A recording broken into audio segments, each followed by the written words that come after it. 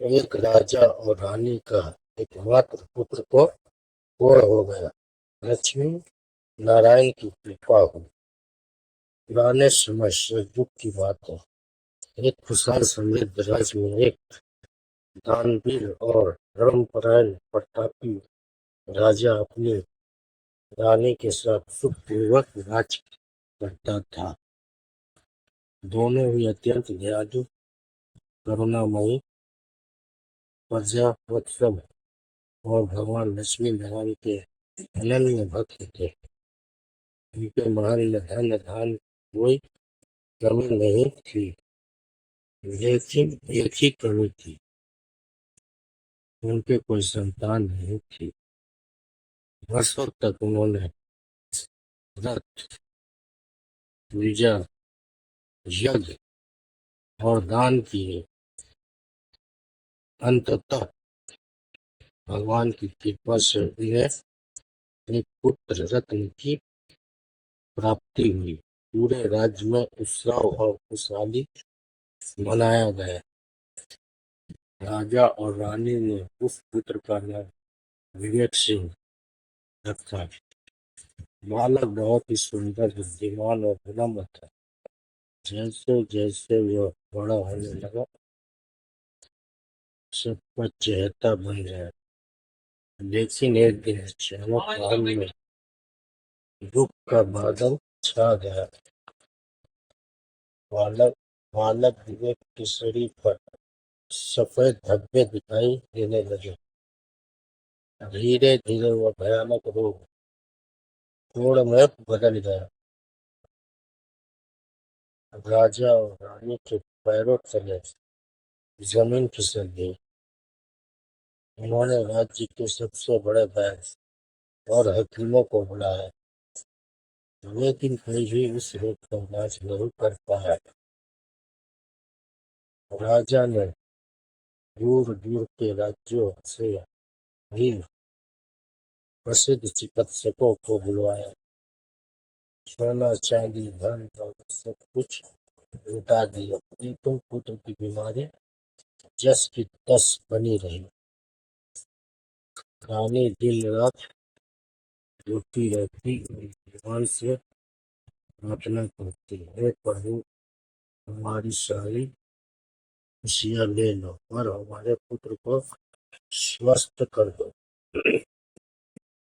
राजा ने बड़े बड़े अनुष्ठान भी करवाए, ब्राह्मणों को दान दिया, गरीब को भोजन कराया, लेकिन कोई लाभ नहीं हुआ। समय बीतता गया और बालक की हालत और बिगड़ती गई। एक दिन महल के द्वार पर एक वृद्ध संत आए। उन्होंने राजा से कहा, राजन, यह रोग केवल दवाइयों से ठीक नहीं होगा, इसके पीछे कोई गहरा कारण है। आपको सब आपको सच्चे मन से भगवान लक्ष्मी नारायण की शरण में जाना होगा। राजा और रानी ने संत की बात मान ली।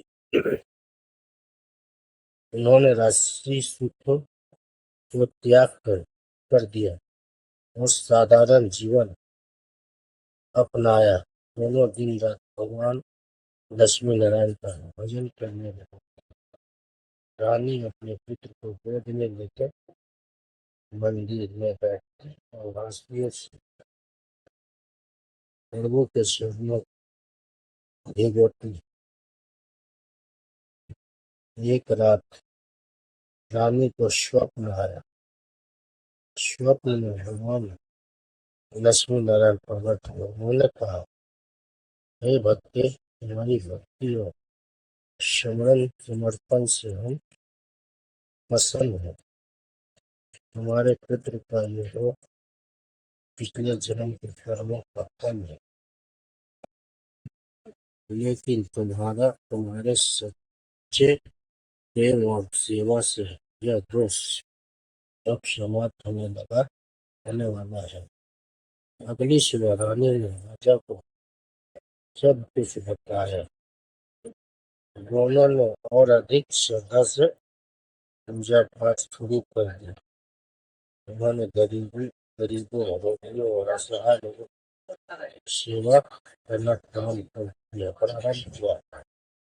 वे हर दिन अपने हाथों से भोजन बनाकर जरूरतमंदों को खिलाते खिलाते।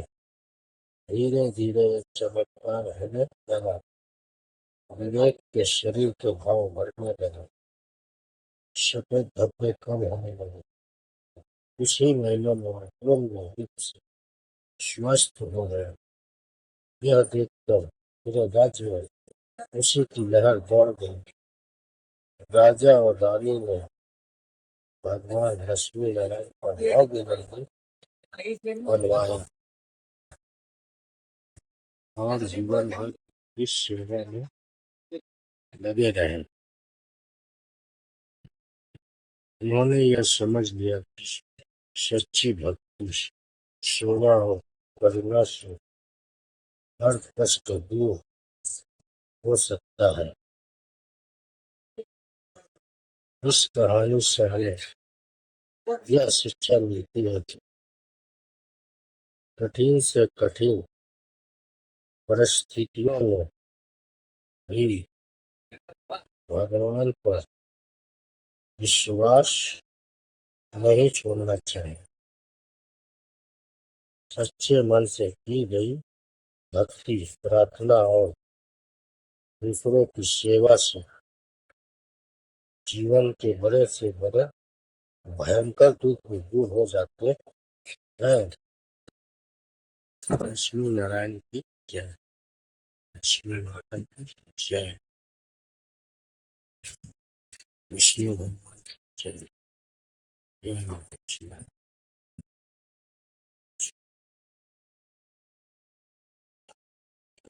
लक्ष्मी।